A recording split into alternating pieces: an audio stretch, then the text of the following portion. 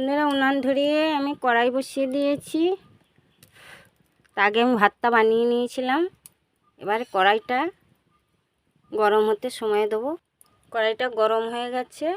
এবারে আমি অল্প করে তেল দিয়ে দেবো, সামান্য তেল ফোড়ন দেওয়ার জন্য। তো তেলটা একটু গরম হতে দেবো। কড়াইটা গরম হয়ে গেছে। এবারে আমি 5 ফোড়ন, 1 চামচ 5 ফোড়ন দিয়ে দেবো। ফোড়নটা একটু পুড়তে দেবো।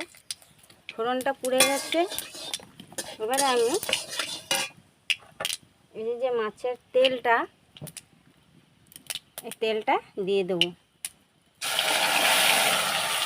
তেলটা সকালবেলা এনেছি, যে গরম পড়েছে, মানুষ শুকিয়ে যাচ্ছে গরমে। তেলটাও একটু কালচে পড়ে গেছে।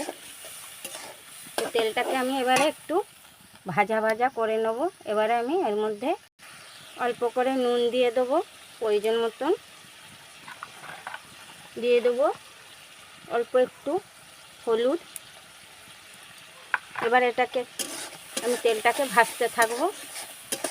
এই তেল চচ্চড়ি খেতে খুবই ভালো লাগে। পুঁই শাকের তেল চচ্চড়ি আপনারা অনেকে খেয়েছেন, অনেকে খাননি। পুঁই শাকের চচ্চড়ি তো অনেক রকম করে খেয়েছেন, তাই আজকে আমি এই তেল চচ্চড়ি করব।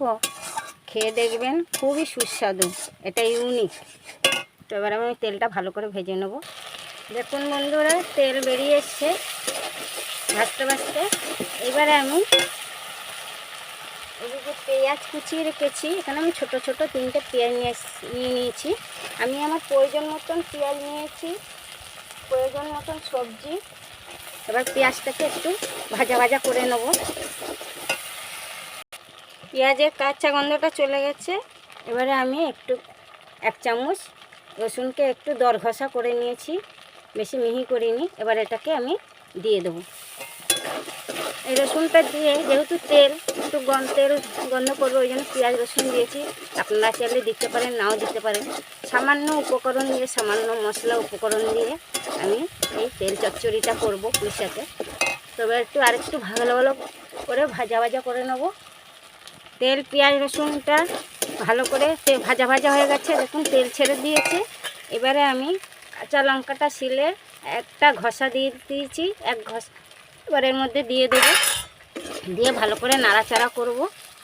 তেলটা ভাজা ভাজা হয়েছে, সুন্দর একটা গন্ধ বেরিয়েছে। এমনিতেই খাওয়া যাবে ভাত দিয়ে, 1 থালা ভাত খাওয়া হয়ে যাবে। এবারে আমি এই যে সবজিগুলো কেটে রেখেছি, কুমড়ো, পুঁই শাকের ডাঁটা, বেগুন আর আলু, ওইগুলোকে সব দিয়ে দেবো আমি। দিয়ে একটু নাড়াচাড়া করব। এবারে আমি একটু নাড়াচাড়া করে নিয়েছি।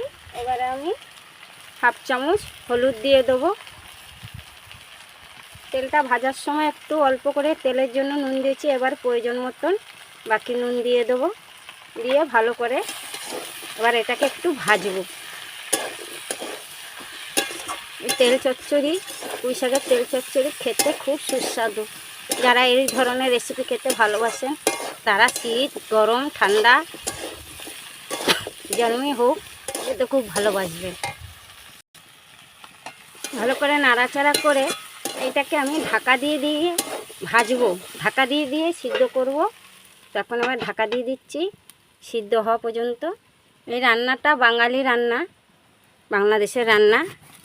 বাংলাদেশের লোকেরা এই ধরনের রেসিপি খেতে খুবই ভালোবাসেন। ছোটোবেলায় দেখতাম আমার দিদি, জেঠিমা, আমার তো মা নেই, ছোটোবেলায় মারা গেছেন, তো দেখতাম, খুব খেতেও খুব সুস্বাদু। তখনকার দিনের শাকসবজিতে কত স্বাদ ছিল, এখন তেমন একটা নেই, তবু স্বাদ করে রান্না করতে হয়। তো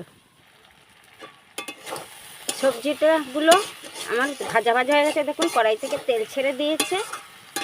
আমি যে ঝালগুলো দিয়েছি, আমি আমার প্রয়োজন মতন সবজিতে লঙ্কা দিয়েছি, কাঁচা লঙ্কা দিয়ে, আপনারা চাইলে শুকনো লঙ্কা গুঁড়োও দিতে পারেন, যে যার পছন্দ মতন ঝাল দেবেন। এইবারে আমি এই যে পুঁই পাতাগুলো ধুয়ে কেটে রেখেছি, এবার এগুলোকে দিয়ে দেবো।